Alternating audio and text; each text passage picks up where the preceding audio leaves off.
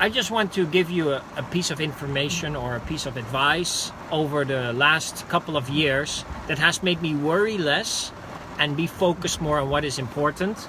And that is,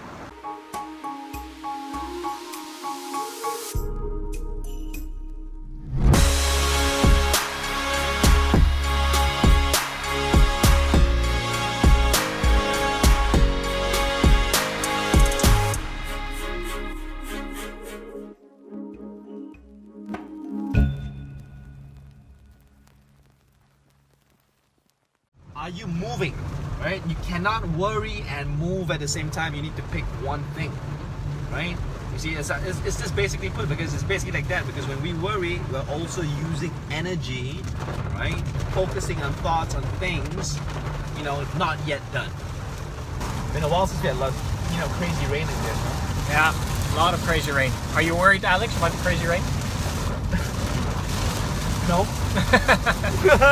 Because I can't control the rain, so... You cannot control the rain. And that's actually also a thing about worrying, right?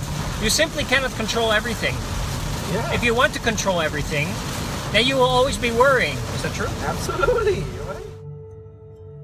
His name is Axelrod. And Axelrod, he's a hedge fund boss.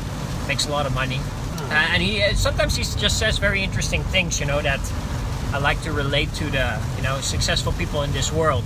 Fear.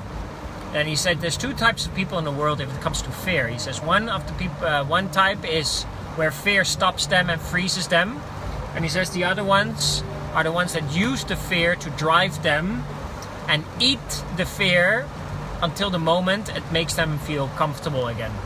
You can be worrying, you can be stressful, you can be always thinking like, oh my God, what is going to happen? But even with a global pandemic, as you can see, there's many things in the world that you will not be able to control. That is one of the key rules of thumbs, right? So it's about understanding what is within your control and what's not. So ask yourself that, what is within your control? And you will begin to have some clarity as to what not to worry about. True. Like Alex said, worrying is really is taking energy. Worrying is taking a lot of energy, right? Every time you are worrying about something, you cannot focus. Trust me. Yeah. You can't focus when you are worried. You can't. Right? There's something called goal setting, right? Mm.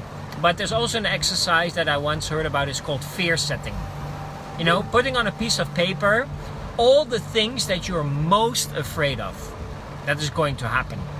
You just write them down.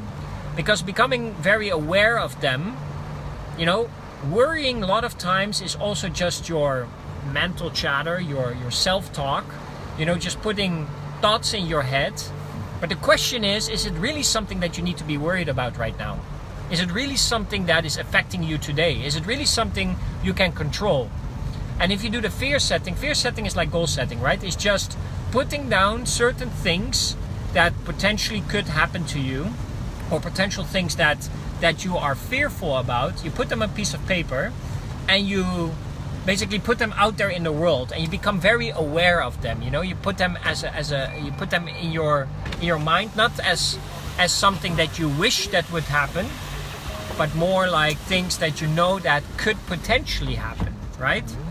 But the moment that you put them on a piece of paper, the first realization that you will have is, hey, the likelihood that this will happen is so small, and I really have to kind of stop doing my day-to-day things, then this only would happen. So I actually have nothing to worry about. Bad lighting now, huh? Let's do it. No, that's not helping either. Sorry guys, talk about, you know what? We're gonna go. Alex just took the light away. Yep. I took the light away. Now I'm worried that we are going to be too dark. I'm going into the dark. It's okay, I'm gonna go around. You're going to go around connection. and round and round and around. So if you want, just put this a little bit put it in a comment box. What are you worried about? Yeah. Tell us what you are worried about. And trust me, I can tell you a story about exactly what you're worried about right now, and I can flip it around that you would never ever be worried about again. Right? That's why it's such a big thing, is about being aware of things that that you would be worried about. It starts with awareness, because when you're aware, then you can do something about it, right? True. But a lot of people don't, because they just react, right? And reacting is not aware, right? You're just reacting. It's just like a reflex, like reacting, right? You know, it's like I slap you slap me back. Okay, maybe that's such a good example, right? I will not deny that I also worry from time to time. I think it's a very natural thing to worry. It's a natural sense that has been given to us because as human beings, we are of a surviving nature, right? We look out for danger, you know? If something is threatening to us outside in the world, our natural sense will give us a feeling of, hey, watch out, you know, you need to be careful now, right? There is something that can happen. So then the feeling of worry comes, right? But I also believe that there's a big difference in reality versus perception, right? That some things are not as they seem, especially in this day and age with social media, news, media, so much information going out there, and that just makes people worry more. So I just want to give you a piece of information or a piece of advice that has served me very well over the last couple of years, that has made me worry less and be focused more on what is important. And that is, choose very carefully your source of information. It's true. Right? Look at where your information is coming from. Because some information is just crap. Sorry for my French, but it's just worthless. It's just going to make you worry. The way they write it, the way they sell it, the way they publish it, the way they transcript it, you know. Whatever, yeah. It's just it's designed to make you worry. It's designed to create fear, because fear is a very good way to sell you something. Fear is a very good way to let you take action. Listen, I'm not trying to sell here that we're not in a challenging time, right? But at the end of the day, right, I always have believed in the fact that our human capability to always find solutions is greater than any threat in the world.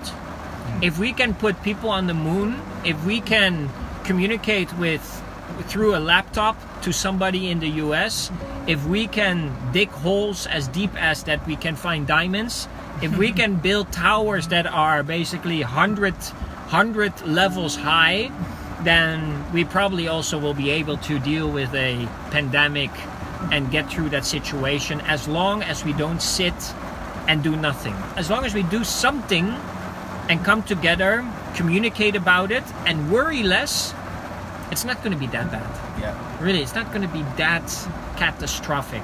Question is, are we going to worry about it? Or are we just going to pick up where we left off and we're going to take action? That's all I can say. Yeah.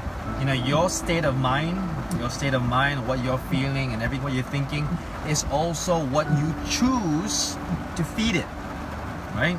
And when I say choose, the thing about that is a lot of people are subconsciously choosing, right? So like what Taco mentioned about the media, the news. Now, I'm not saying that what's happening out there is not true.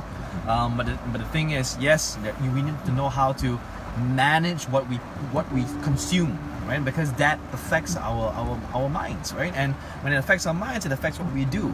You see? So there's this two-part combination in terms of that, right? It's a two-part equation.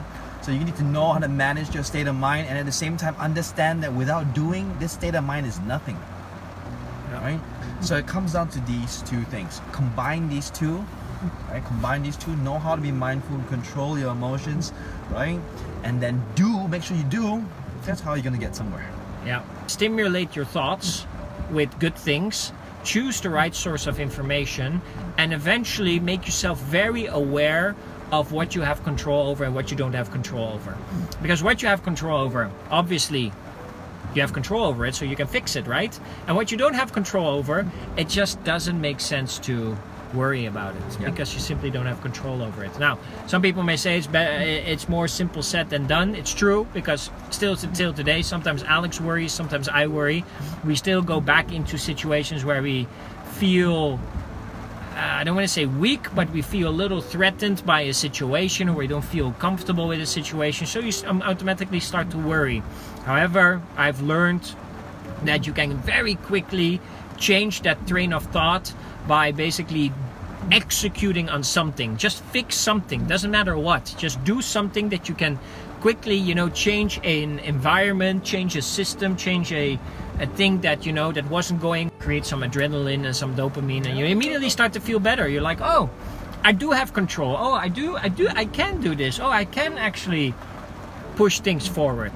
And automatically it will give you a sense of accomplishment, and because of that it will make you worry less.